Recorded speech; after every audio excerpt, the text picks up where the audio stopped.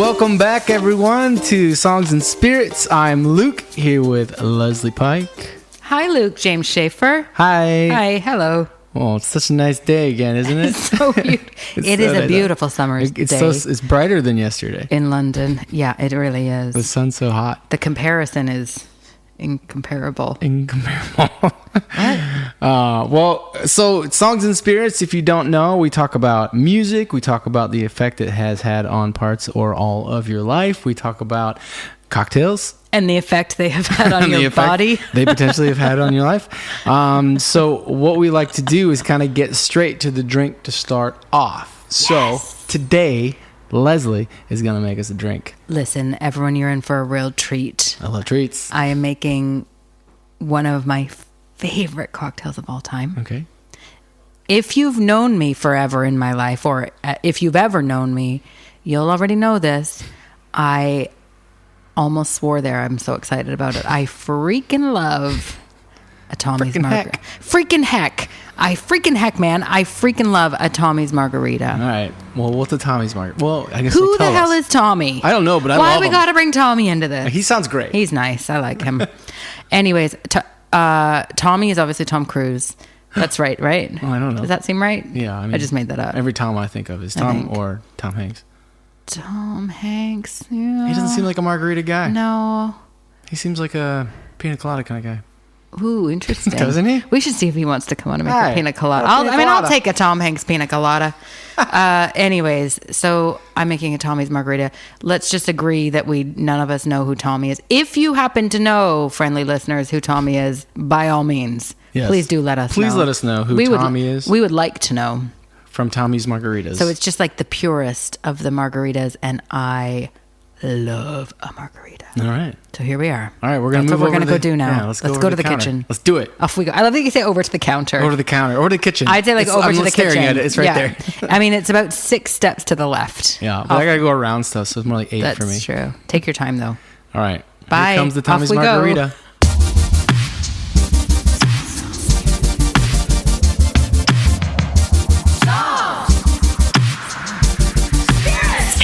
What do you have for us today? Oh, Lesley. You can call me Leslie. Leslie? No, you can't. No, Lesley. No, you can't. One of my favorite drinks of all time. Okay. Is the Tommy's Margarita. What it is basically a margarita, but without any of the orange. Sometimes you put Cointreau or the triple sec or something like that into a margarita. This is au natural. I love this Casamigos tequila. Nice. Okay, and this is not about George Clooney. It's about the tequila and George Clooney. Now, if we times that by 2, Luke, where does that land us? 4. Well done. 4 ounces of tequila. That's a lot of tequila. It's a Boston shaker. She's making a margarita. Boston. I think it's the orange pants. We definitely hope. Because we don't have Cointreau. Contribute orange in your attire. Exactly.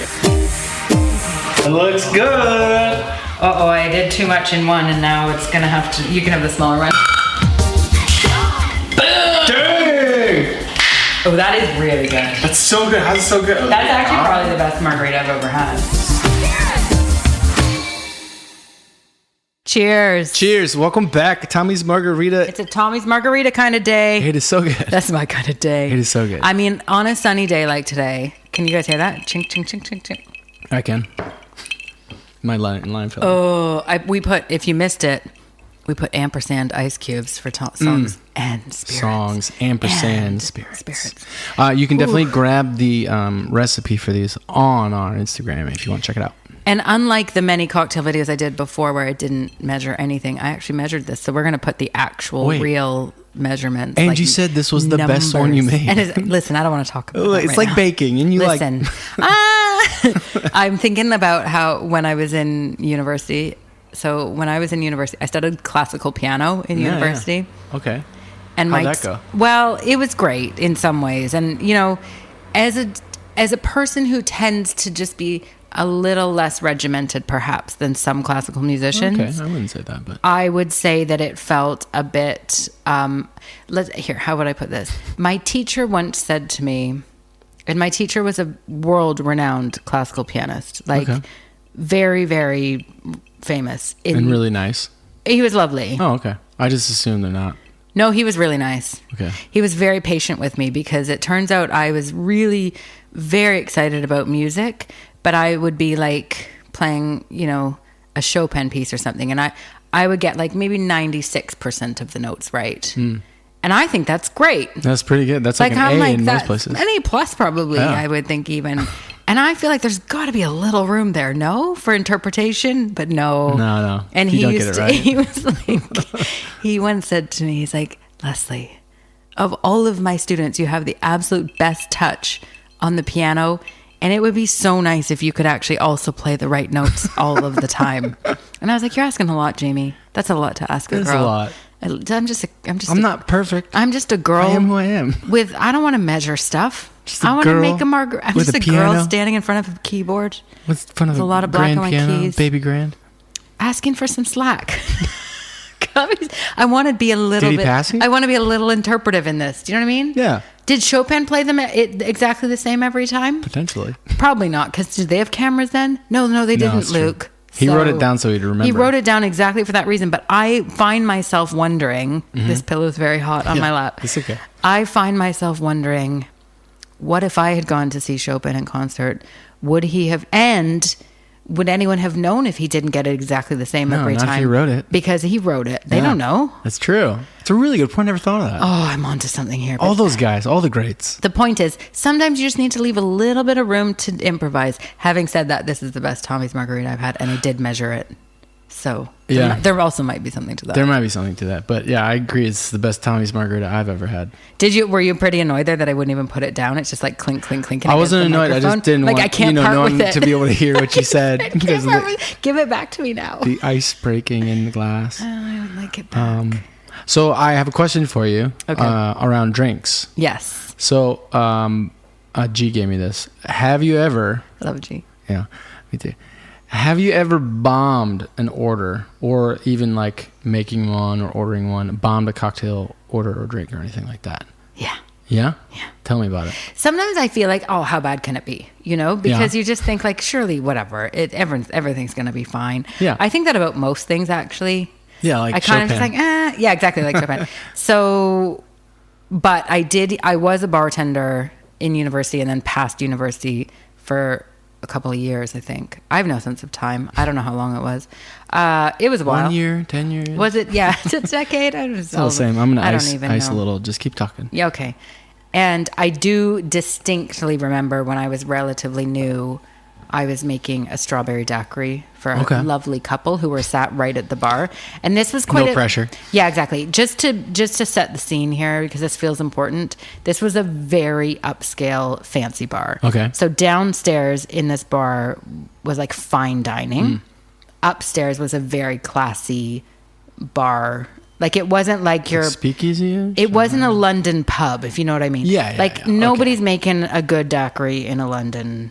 Well, they don't normally order daiquiris in a fancy... That's a good point. It comes in like one of those prefab machines where it comes out like a slushy. Yeah, here you go. Yeah, exactly. Anyways, I was making a proper daiquiri, and unfortunately for them, I did rim the rim with salt instead of sugar. It was a bad rim job. It was a bad rim job. And that's what they told me. Oh, no. And I said... Because the salty didn't go with the sugar sweet of the strawberries? Or their faces... It was not great. Like, it really... I felt really very bad. That's a particular one. That's kind of a salty... You'd think like, oh, that's a salty sweet. There's an expectation in your mouth. Yeah. Well, especially if she like gets the daiquiri and she licks the edge. She's like, yeah. And then it's like, oh. And now you expect it? Totally. It was not great. Well, that's the only one I can think of off the top of my head because it left a real impression on me. Just their face, the sheer rage, the disappointment. Faces. Yeah, it was not. That's one of the worst. The best. But anyways, they probably got a free drink out of it. So I have a quick one. Yep, go. So I was 21 years old, visiting my older brother. I have two older brothers, Daniel, down in Columbus, Ohio, where I'm from, and I was like, I've never ordered drinks. I didn't drink till I was 21. So I was like, what to order at a bar? Wait, did you actually? Are you just saying that? No, or did you? My dad gave me a beer. Okay, but that was the only one I had. I'm like, are you using air quotes? I'm looking at you. I don't see any air quotes. I didn't drink till I was 21. I was like, I can't do it. I didn't break the law. not me. Is that how they talk in Ohio? Yeah, exactly. I can't do it. I break the law. Okay. I did apparently. Yep. And so in Columbus, we were at a bar and whatever. It's like a cool like kind of want to go there right now. Yeah. And it sounds hot and sweaty. Sounds terrible. It's not my bag. And the waitress comes up to me and she's like, "What we have?" And I'm like, and I panic. I've never heard of. I don't even. Can't think of a cocktail for my life. I'm 21 and I've never drank a cocktail. I'm like, I want to. Again, it's beer. I'll have a. I'll have a. What's it called? I can't think of it right Did you now. say a Long Island iced tea? No, I wish. That would have been great. Did you say a mojito? No, I said an amaretto sour. Oh, that's good. I now know they're good, but I also know that they're like a grandma drink to order. Totally. And my brother's like, "What did you just order?" And I'm like, "Amaretto sour." And he's like, How do you even know what That's amaretto what is? grandma drinks. Why would you get that? I'm like, I've never ordered a cocktail before. Anyway, that was like a weirdly jarring and memorable experience. Yeah, and it stuck with me. The bartender's probably like, this guy. I really disappointed my older brother. I think that was part of it. Yeah. That is so embarrassing. I know, it's so embarrassing. So embarrassing. I got it though, and I was like, this It's is actually good. quite good. I'm gonna order I see another why the one. grandmas drink this. And then she came back. I was like, I'll get another one. Don't tell my brother. Daniel. Except like, don't tell Daniel. Don't tell Daniel. I do not know what that voice is. Let's avoid that one from now on. Do you know what? Can I just make a random note here? Yes, because please. someone asked me the other day where you're from, and I told them you're from Dearborn, Michigan. Why did I tell them that? Have I made that up? Yeah. Okay. All right. And Moving on. Moving on. I think we're alone now. Alone now. Okay. Do you know what I did? Genuinely used to sit in my room as a child. Mm-hmm. I used to sing that at the top of my lungs in my bedroom with a hairbrush. I think we're alone now. Keep going. Anyone around? Do you need a hairbrush? I did a lot of that in my youth. I like it. Sometimes to Barbara Streisand, sometimes to Tiffany. I mean, it was a real mixed bag. Yeah, send in the clowns and all that. You know.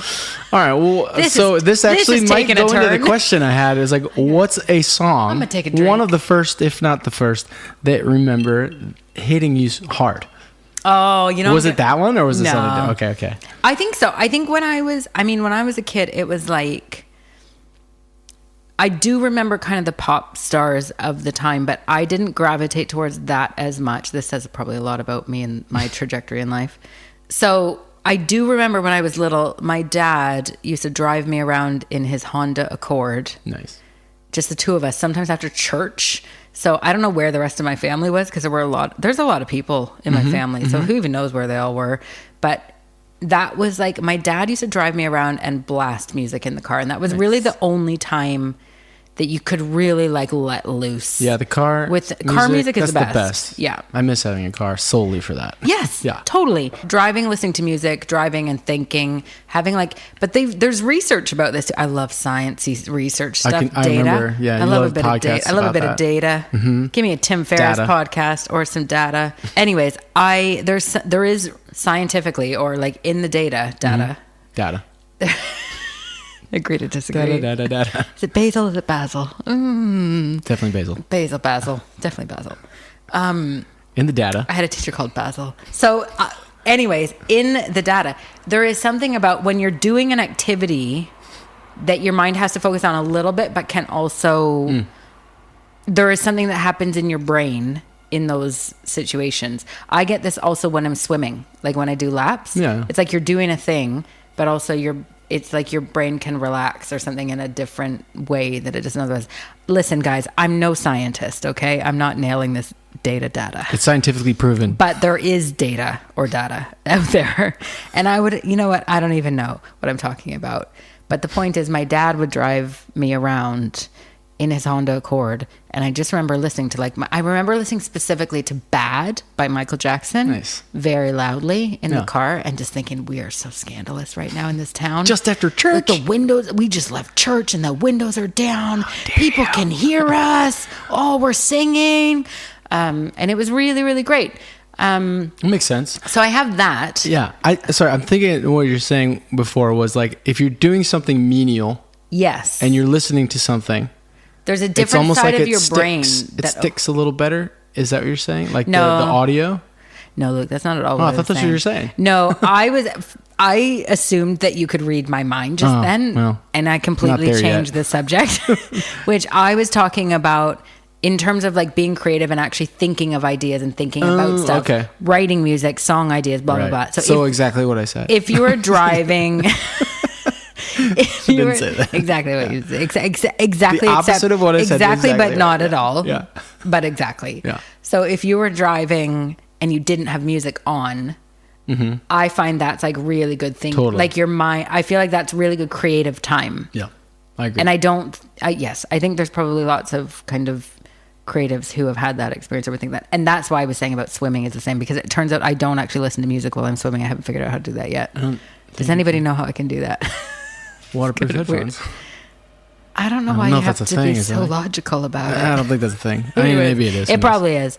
I'm not going to take the risk. Don't risk it. So I definitely have like emotional memories with my dad of listening to music, because he is definitely kind of the reason that I got really into music. Yeah.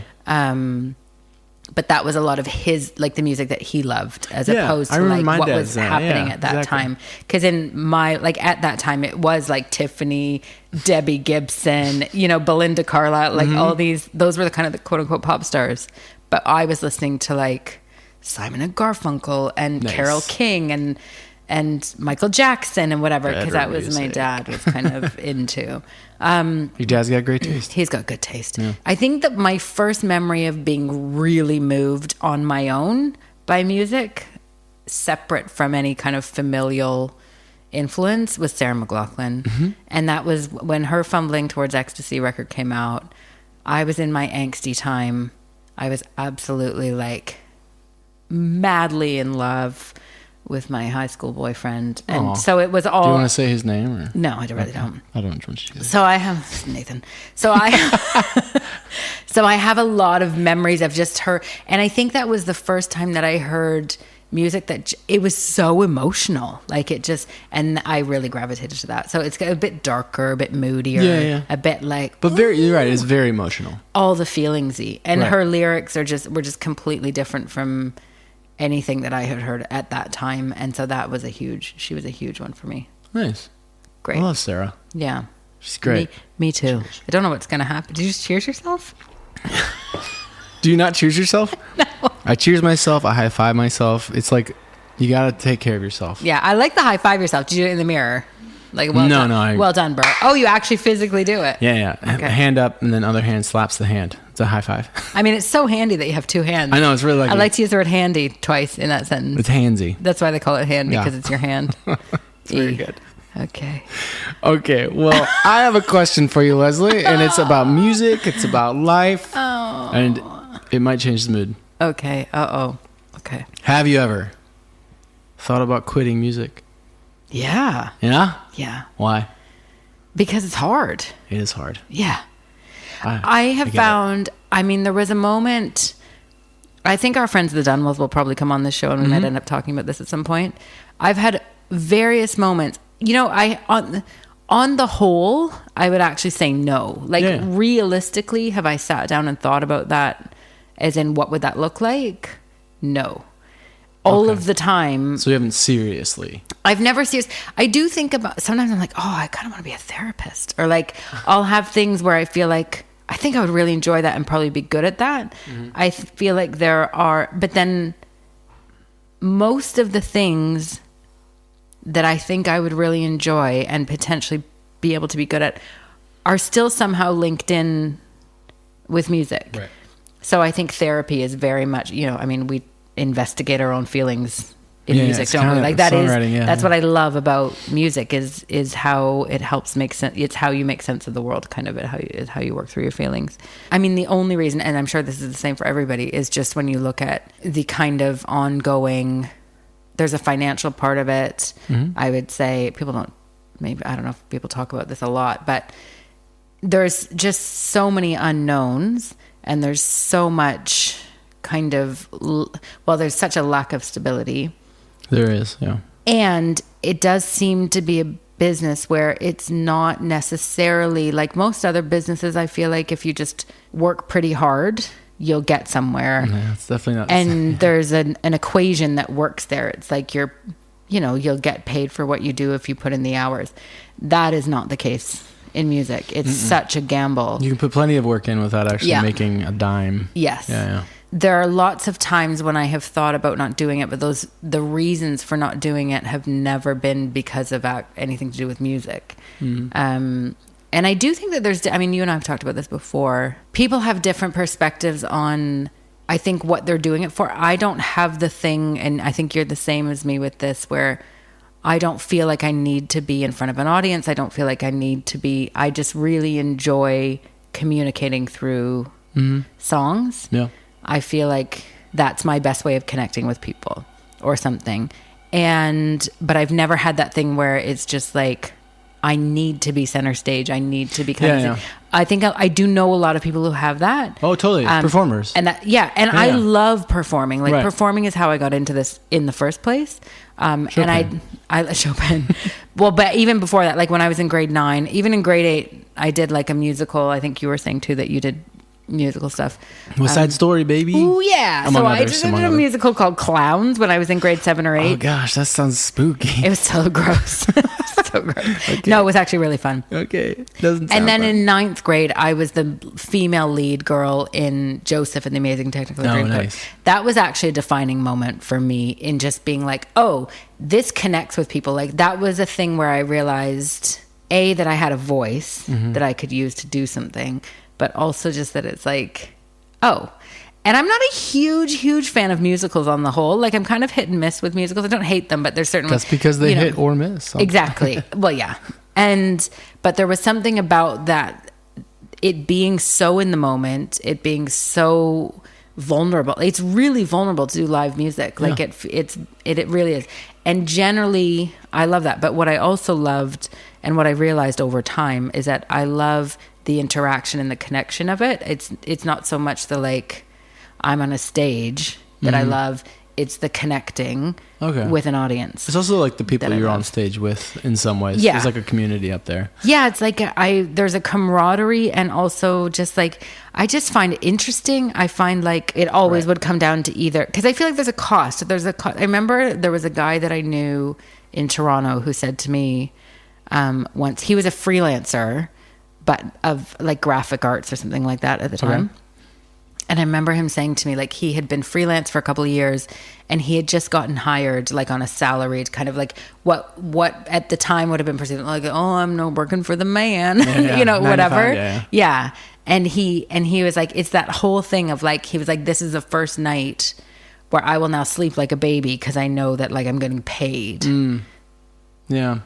Steadily. Yeah, there's aspect of being a full-time musician. Yeah. Yes, but then the cost of that on the other side is like that he's doing a job he wouldn't necessarily choose. So I find this really interesting with people, and I actually think it is not for the faint of heart to choose to do this life. You have to really love it. You have to really love it, and I think you also have to feel like there's a certain amount of creativity that actually goes into the side of making it work as opposed to the actual, because it's not just one thing art. Usually, right? It's like 30 to 70 different things that work out, yes, or don't, but you have to try. Every single thing is a chance, and then you have to balance out, like, is this worth like the time and energy that you put into things? It's funny, I was saying to my dad the other day, because I was in this writing session last week that's for like may end up being a song for a series, and it might end up being great, but it might not. And this is the whole game all of the time. It's like, this might be something, this might be nothing. And I was saying to him, it's funny. It's like, I said, so we'll see, but whatever. It was just like 4 or 5 hours of my life. And he was like, no, it's not he was like, it's your whole life that you've been doing it. The reason you can go in and do those 4 hours. We're not talking about that though. Yeah. We're just talking about like, today. Yeah, exactly. But it's like all of the experiences over time contribute. So when you're looking, it's so hard to quantify. It really is. Anything. Cause it's like, yes. Well, he was talking to me specifically about, did I tell you about this, about Paul Anka and the Tonight Show? Yeah. Theme or whatever, which really is like Carson, a tiny theme song. But he, it's because this is how it is in our business. The nature of our business, like one thing can change everything, or like be the whole thing for your life. But the chances of that happening are so slim, or it's just like, who even knows? So I think so true. There's a certain amount of perseverance that you just have to have. Well, yes, there are many times when I have thought, maybe I don't want to do this. But when I was saying about the Dunwells, when I went into a session with them, I think it was right around, or it was on one of the breaks during COVID when we were allowed to leave the house. I think I went up to see them, and I just remember walking into the studio and being like, do you guys ever think like, what the actual hell are we doing? And they were both like, oh my God. And then it led into this like crazy question. You know, you think everyone else has it figured out. They don't. No, they don't. Well, something I've tried to do recently, I'm doing a little more self-reflection as of late, right? And something I've tried to do more recently is to mentally take a step back. Yeah. And look where I'm at. Yeah. Like, why am I doing this? That kind of thing? No, like from where I started. Right. To where I am, kind of a thing. Like all the things that I've done, like what I'm doing, like those kind of things. And it kind of helps put things into perspective a little bit. Like, I'm opposed to playing a $100 bar gig sometimes, but like that's not what I'm doing anymore. I'm not like staying up till 2 in the middle of the night. Like I'm going to bed like a normal person. Like at 8 p.m. 8 p.m. I'm making my way to bed. I'm getting on my PJs at 8 p.m. Exactly. Well, not everyone does that, Lesley. Okay. But everyone knows that about me, though. Pretty much. Yes. Yeah. Lesley loves to go to bed early. I love going to bed early. She's a sleepy woman. Yeah. No, I played. So I don't play a ton of gigs lately, but I played a gig in France like last week, right? Yeah. And I remember being like, this is tiring, this is stressful, there's so much travel and waiting around and for a 3-hour gig. But the gig was great, it went fine. It was super hot because it's the middle of summer. Yeah. But I remember being like, in that moment, like taking a moment and being like, this is what I dreamed of doing. Yeah. Playing gigs in Europe. Yeah. And I did one, or I've done a few, but like doing that, like, and I think that those little moments, like realizing them for yourself are very important. Yes. No matter what you're doing though. Yeah. Say you're like at a job and that you don't love, but then you have a moment that's good. Yeah. Think about where you were 5 years ago and like where you are now. Yeah. It really does make a difference. Yeah. And it's just for you. Yeah. But it really does help. Yeah. I think. I agree. Or at least helps me. Totally. Well, I think too, because you just kind of, when you know everything that goes into something too, like, because I used to have always like my friends from university were like, oh, you know, they're kind of having a little bit of like, well, they would actually say to me like, oh, I'm just living vicariously through you. Yeah. And I'm like, don't do that. You don't want to do that. Like, it's not what you think. I just drove for 9 hours by myself with a binder of printed out Google Maps, MapQuest in my thing, all by myself. Like, it's a good creative drive though, right? Yeah, it was a good. See, refer back to the start. Yes. Way to bring it around. Yeah, nice one. But the schlepping and the energy and the cost, like the emotional cost, the relational cost, there's a lot of things that go into that people don't think about. But I get what they're saying, because a lot of people who are kind of just in a day-to-day life that's very the same, it just looks on the outside like this. Oh my gosh, you're in France and you're singing to how amazing is that? Who gave you money to go and do that? Yeah, exactly. Yeah. And there's so much more to it than that people generally don't see. But yeah, that's really a good idea, to have a bit of self-reflection and be like, oh. And it's hard to do if you don't make an effort. You have to like it doesn't purposely happen. think about it. Yeah. Or unless someone else tells you to do it. So yes. Lesley. Yeah. Look at your life and be happy. Yeah. All right, so we're at the point of the show where obviously we always do rapid fire. Oh, obviously. We might start this as a segment. We might not. What's a good name for it? Let me say always. We always do this point. At this point of the show, we always do rapid fire. 1 out of 2 times. Yeah. Always. And we'll just use G to do it. G. Yeah. What up, G? All right, Lesley, rapid fire. You have... Hold on. I just want to say... 7 seconds to answer every question. Okay, go. But I think... Maybe 10. I would like to have Gillian Anderson on this show. Oh, I'd love to have her. I saw her on a plane to Marrakesh. Oh, you told me this. Oh my gosh. I love her. All right. Yeah. Question number 1. What is your go-to karaoke song? Oh my God. I don't know. Dirty Dancing Time in my life? I don't know. I don't do karaoke very often. Me neither. But you just answered. Or Islands in the Stream. That is what we... Okay, go on. I don't know. Nice. Listen, I don't know. What's the first album you ever bought? The first one that was given to me was Paula Cole Harbinger. Okay. Is that what it was called? Harbinger? I think so. Paula Cole. And one of the first ones I bought was probably Sarah McLachlan, Fumbling Towards Ecstasy. Okay. My dad also gave me the Righteous Brothers when I remember for Christmas one time. Yeah, my older brother gave me my very first CD. It was Jamiroquai. Okay, cool. But this isn't about you. But I know, okay, I just had to say it. Here we go. That's a pretty cool first CD. That is pretty cool. By the way, kids, CDs were a thing. They were a thing. Now they're coasters. Yeah. It's fine. They're not really used. They're Don't worry about it. We have some for sale if you want. A song that always makes you cry. Oh, I don't think there is one that always. All right, pass. Just pass if you don't like it. I can't think of anything off the top of my head that always. I mean, if you're going to go into Sarah McLachlan Angel, you could, but that doesn't always make me cry. Okay. All right. Song 4 or question I have no feelings and emotions. You have some. Drink of choice on a perfect night in. Margarita. Tommy's Margarita. Tommy's Margarita, obviously. Or glass wine. Okay. Well, we're going to come back to that. I mean, you know, I love my Prosecco. Yeah, you like some bubbles. That's true. I love the bubbles. Yeah. All right. Most underrated artist in your opinion? This is a pretty hard question. Actually. Ooh. I feel like Boy George. I'm just kidding. There is no part of me that thought that he just is now. Not underrated. He is not even underrated. What is happening right now? I feel like, that is really hard off the top. Oh, boy. You can pass. There's too many. Luke James Shaffer. Oh, you were right. Ding, Ding, ding, ding, ding. Good job. Weirdest place you've ever written a song? I actually genuinely, I just want to rewind for a second. Okay. But also the Dunwells. I feel like the Dunwells are so good. 100%. And so underrated. I agree. Okay. I'll agree with you on that. Yeah. Weirdest place you've ever written a song? Ooh, I didn't know where that was going for a second. Weirdest place I've written a song, probably in the pool. Oh, nice. While you're swimming? Yeah, I just feel like there's a zone that you get into. Was it something in your like, head. just That's not what I want to talk swimming, about. Don't drown, don't die. I don't like this question. A lyric you wish you wrote. Ooh, there's so many of those, so I can't. That's a hard one. Too many. I didn't read these prior to. I didn't vet these out. We're just right in it in the What's moment. No, that's where we had that one. Okay. Musical guilty pleasure. Yep. If your spirit had a spirit, what would it be? If my spirit had a spirit? You know what it means. If your spirit had a spirit. It would be tequila. Yeah, when I taste tequila.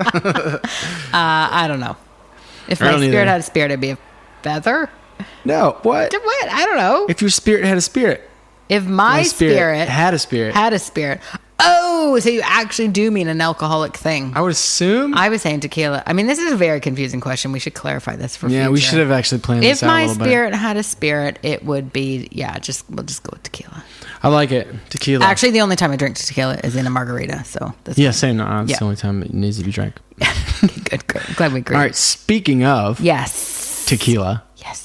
All right. Would you want to? Do you want to rate this thing? I think we should. Okay. I feel like we should rate this drink. I would rate this Tommy's Margarita as a 9 out of 10, maybe even more.